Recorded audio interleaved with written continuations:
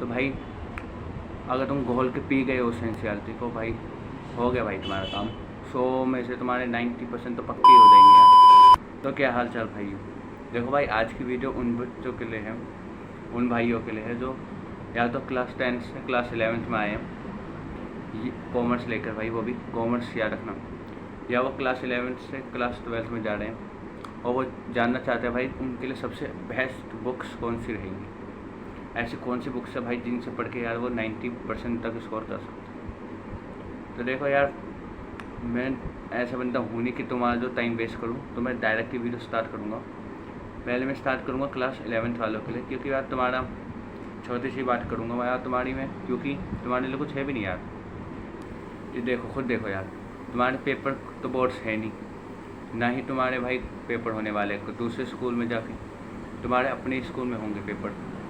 तो जो तुम्हारे स्कूल में चल रहा हो, जो भी बुक्स चल रही है भाई, तुम आंख बंद करके वो ही ले लो, क्योंकि भाई देखो पेपर तो तुम्हारा भाई स्कूल के टीचर ही बनाएंगे, न कोई दूसरा टीचर तो तुम्हारा सेट करेगा नहीं।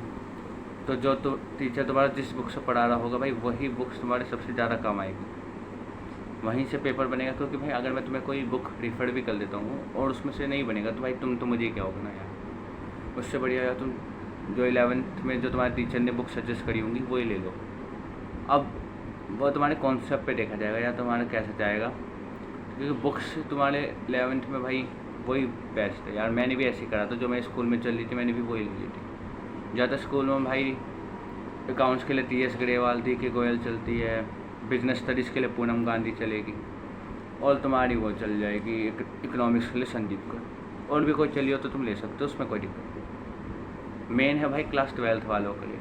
देखो यार, आखिरी साल है तुम्हारा स्कूल का, आखिरी बोर्ड है, तुम भी चाहते हो भाई तुम्हारा अच्छा नंबर आए, तुम भी कुछ प्राउड फील करवाओ अपने पेरेंट्स को। तो उसके लिए देखो भाई, मेहनत तो करनी पड़ेगी यार तुम्हें।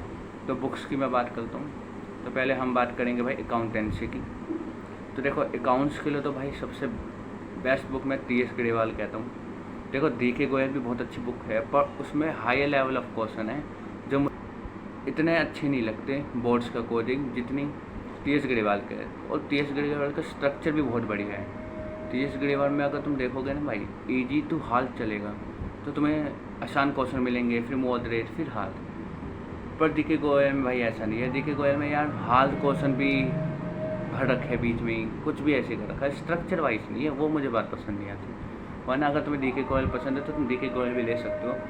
मेरी सजेशन मानोगे तो भाई TS ग्रेवाल ही अच्छी है, और उसके अलावा तुम्हें कोई दूसरी बुक लेने की ज़रूरत भी नहीं है अगर तुमने TS ग्रेवाल सॉल्व कर लिया। और अकाउंट्स के लिए भी मैं तुम्हें अपनी बाद में रोड मैप की वीडियो भी आएंगी, तो चैनल को सब्सक्राइब कर लेना उसके लिए। और बात करते हैं इकोनॉमिक्स के लिए। देखो भाई इकोनॉमिक्स के लिए भाई, और याद रखना कि तुम अकाउंट्स के लिए भाई NCERT मत पढ़ना। NCERT तो उठा के भी नहीं देखनी है, कि कोई भी नहीं देखता भाई NCERT उठा, तुम भी मत देखो। और इकोनॉमिक्स के लिए भी तुम्हें NCERT उठाने की कोई ज़रूरत नहीं है भाई। NCERT भी इकोनॉमिक्स में भी काम नहीं आएगी। तुम उसमें संदीप गर्ग ले सकते हो, संदीप गर्ग भी बहुत बढ़िया बुक है। और एक तुम्हारी मैक्रो इकोनॉमिक्स होती है और एक तुम्हारा इंडियन इकोनॉमी होती है। तो देखो भाई, मैक्रो इकोनॉमिक्स में भी तुम्हारे संदीप गर्ग काम आएगी, और इंडियन इकोनॉमी के लिए भी संदीप गर्ग की बेस्ट है भाई। इंडियन इकोनॉमी में तो ऐसे ही है, बस तुम पढ़ते रहो बार बार, तुम्हारी कहानी की तरह याद हो जाएगा, उसमें कोई दिक्कत नहीं है। और मैक्रो इकोनॉमिक्स में तो तुम्हें थोड़े कॉन्सेप्ट जानने पड़ेंगे, वरना तुम और कोई दिक्कत नहीं है। तो मैं तो तुम्हें ये कहूँगा संदीप गर्ग हो, बहुत ही ईजी एक्सप्लेनेशन दे रखी है, तो कभी कभी तो लेक्चर की भी ज़रूरत नहीं पड़ेगी तुम्हें, इतनी ईजी एक्सप्लेनेशन, तो उसकी तुम दिक्कत लो मत। ठीक है भाई, NCERT मत पढ़ना, इकोनॉमिक्स की मेरी बात मानना। अब बात करते हैं बिजनेस स्टडीज़ के लिए। तो भाई उसके लिए तो तुम NCERT ही लो। मैंने NCERT से नहीं पढ़ा था, मैंने तो पूनम गांधी से पढ़ा था उसके लिए। पर मैं तुम्हें सजेस्ट करूँगा कि तुम NCERT लो, क्योंकि भाई मैंने NCERT देखी थी, उसके डायरेक्ट क्वेश्चन उठ कर आते हैं, डायरेक्ट जो बुक में लिखा है वही तुम्हें पेपर में दिखेगा, सेम टू सेम। अगर तुमने NCERT पढ़ रखी है अच्छे से बिजनेस स्टडीज़ में, तो भाई अगर तुम घोल के पी गए उस NCERT को, भाई हो गया भाई तुम्हारा काम। 100 में से तुम्हारे 90% तो पक्के हो जाएंगे यार, उसमें कोई दिक्कत नहीं है। तो मैं तो तुम्हें ये कहूँगा यार, NCERT पढ़ो, वही सबसे बेस्ट है। रोड मैप मैं तुम्हें दूंगा, उसकी तुम्हें कोई दिक्कत नहीं आएगी भाई, कैसे पढ़ना है कैसे नहीं पढ़ना। पूनम गांधी भी पढ़ सकते हो, अगर आपको लगता है एनसीईआरटी नहीं पढ़नी तो पूनम गांधी भी पढ़ लो, उसमें भी बहुत सबको दे रखा है, ईजी दे रखा है। तो मेरी सजेशन तो एनसीईआरटी पे रहती है। मैंने पर्सनली नहीं पढ़ा एनसीईआरटी से, पर मैं तुम्हें इतना सजेस्ट कर रहा हूँ क्योंकि भाई यार मुझे पता है ना कि एनसीईआरटी सही है। अब मैंने स्टार्टिंग से नहीं पढ़ा था पूनम का, और स्टार्टिंग से मैंने नहीं पढ़ा था एनसीईआरटी, पूनम गांधी पढ़ी, तो मैंने पूनम गांधी पढ़ा। तुम्हारी स्टार्टिंग है तो तुम एनसीईआरटी से उठाओ, तो मैं एनसीईआरटी पे रहना।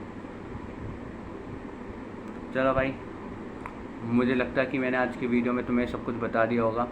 इंग्लिश के लिए तो भाई तुम एनसीईआरटी फॉलो करोगे, उसमें कोई दिक्कत नहीं है। एनसीईआरटी फॉलो करो, तुम्हारी यूट्यूब पे तुम वीडियो ही देखोगे, और देखो समझो। अब बस आगे मैं बताते रहूँगा जब भी तुम्हें ज़रूरत पड़ेगी, तो चैनल को सब्सक्राइब कर लेना। और भाई देखो, ज़रूरत मेरी पड़ेगी तुम्हें तो उसके लिए नोटिफिकेशन तो ऑन करना ही तुम्हें। चलो जब तक के लिए गुड बाय। 海の中にある赤と青き線、それらが結ばれるのは心の像。